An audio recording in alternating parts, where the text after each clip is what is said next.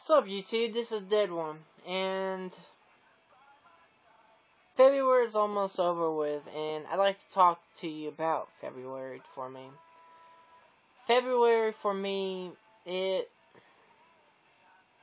last year, it was one of the hardest months that I've ever dealt with in my life, you know? Well, you don't know, but you're about to know, but in February, it changed my life forever, you know? It was the beginning of everything, the beginning of the change of my life.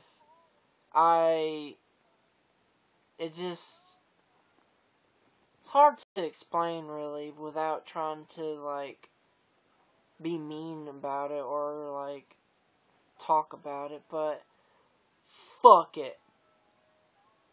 You know what? I don't give a shit anymore.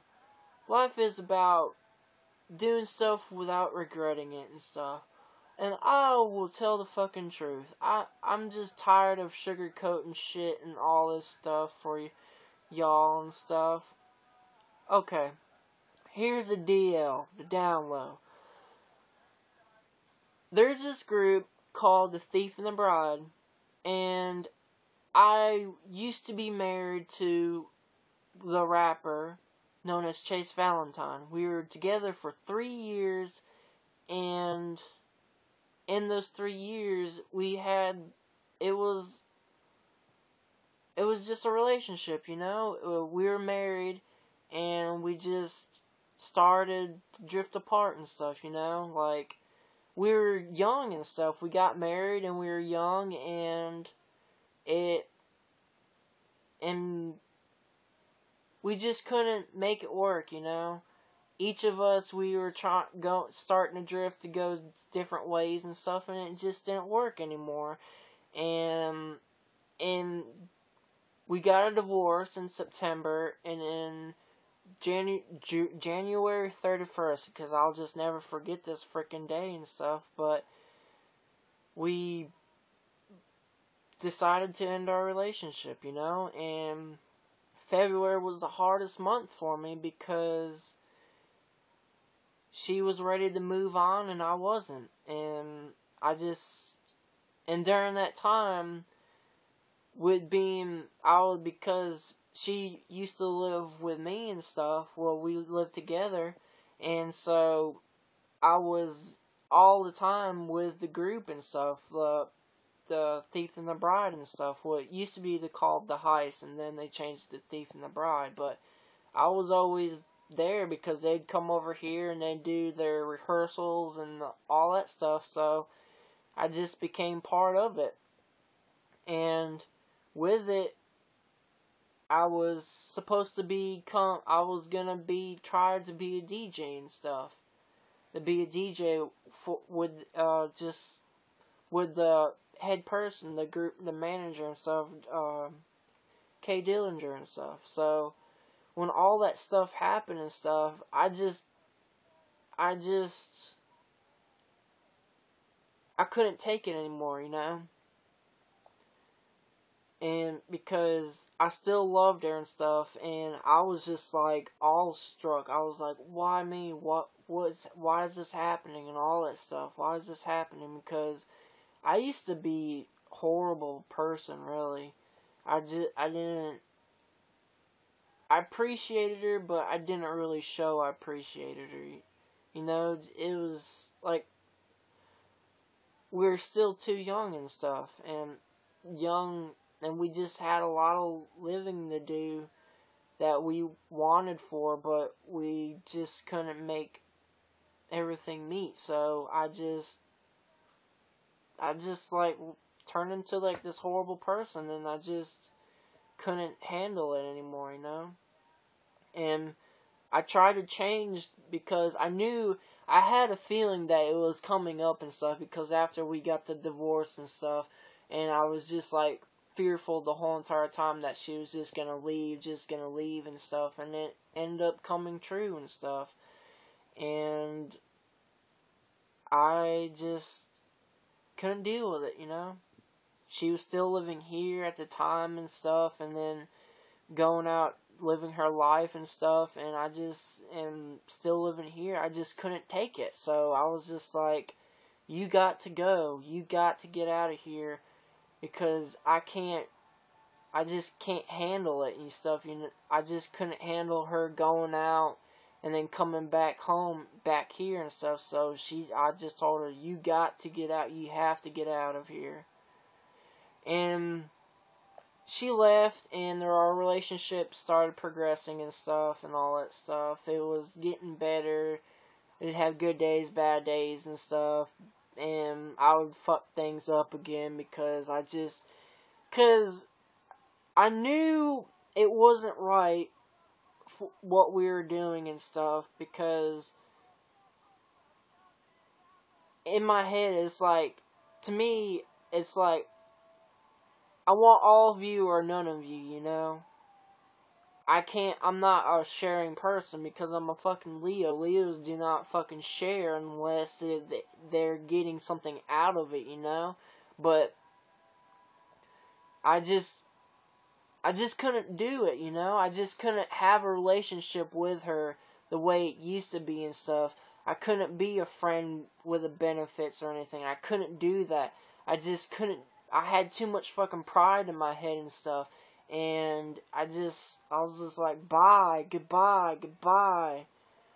And like, my diary entries for February, all that stuff, like, throughout, it's like, I know what I have to do. I have to let her go. I need to get away from her and stuff. I need to do me. I need to, like, live my life without her in it and stuff. And it just kept on going and going and stuff. I would be depressed. I was always thinking about her and what she was doing, like, who is she with and all that stuff, and, like, who's she hanging out with, seeing Facebook posts, getting jealous over it, getting pissed off, texting her, like, what the fuck are you doing, where are you, and stuff, and all that. And it just, like, kept on escalating until just, like, it got down to the point, it's like, I was getting everything together, everything was coming together in my life except for that one thing. And I would always focus everything on that when everything else was progressing around my life. Like, things were getting better and stuff, but everything that involved her in my life,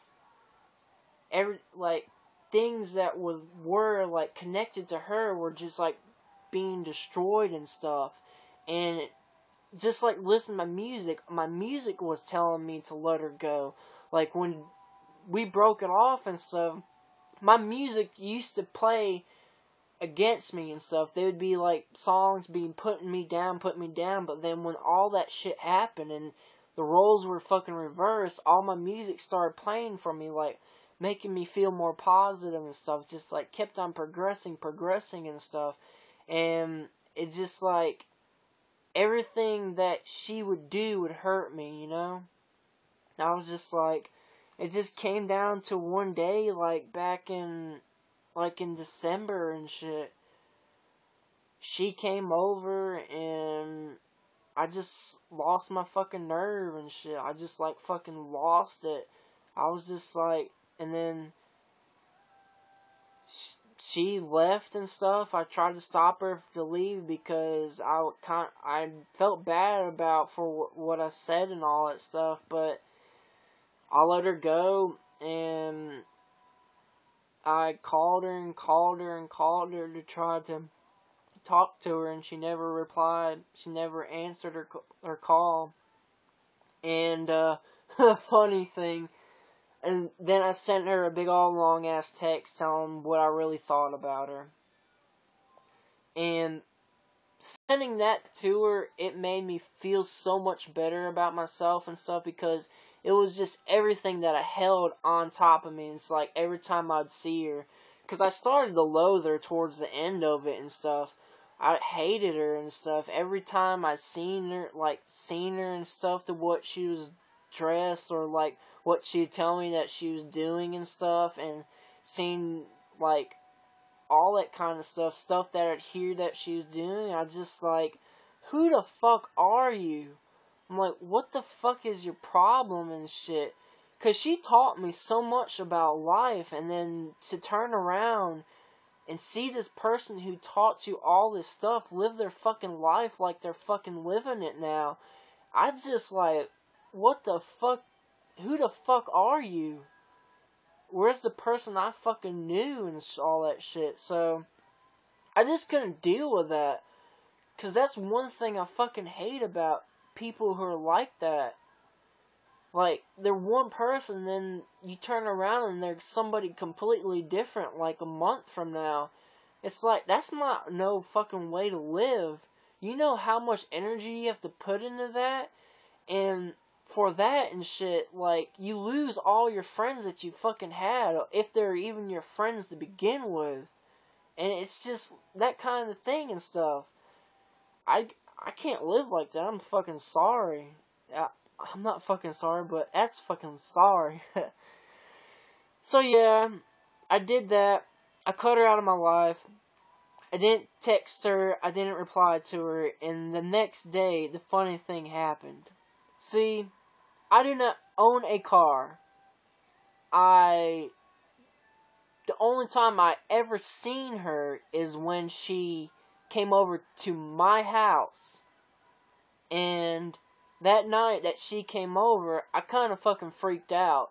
Like, when she fucking, like, went out to her car, I went out to her car, and I was like, you're not leaving, get inside, we're gonna talk about this. And she was like, I ain't fucking staying, you're fucking crazy, and I was acting fucking crazy. She tried to leave, and I, like, fucking jumped on her fucking hood of her car, telling her that she needed to get inside and all that stuff, and she wouldn't do it, so I was like, fuck you, fine, and I went inside. And then the next day, I get a text from her, you have 5 seconds to tell me why I shouldn't get a restraining order against me. When I got that, I just, like, fucking died laughing to myself. I didn't fucking reply to it because I was like, what the fuck ever. For one, you come see me. I do not come see you. 2, I do not have a car to see you. 3, I never see you unless you come see me. Aha. So, like, what the fuck? Go fucking waste your money on it. And since that day, I have not seen her at all. And it is almost March, and I haven't seen her whatsoever. She texts me every now and then, but that's about it. And I reply. But, see, that's the fucking, see how music plays for you and stuff? I'm just sitting here, my phone's on shuffle and stuff, and the song that's playing right now is Pink. How do we get so mean? Well, mean and stuff, but that's life and stuff, and that's how my music plays and stuff, you know? Talks to you. It talks to me. Listen to your music, people. But yeah, so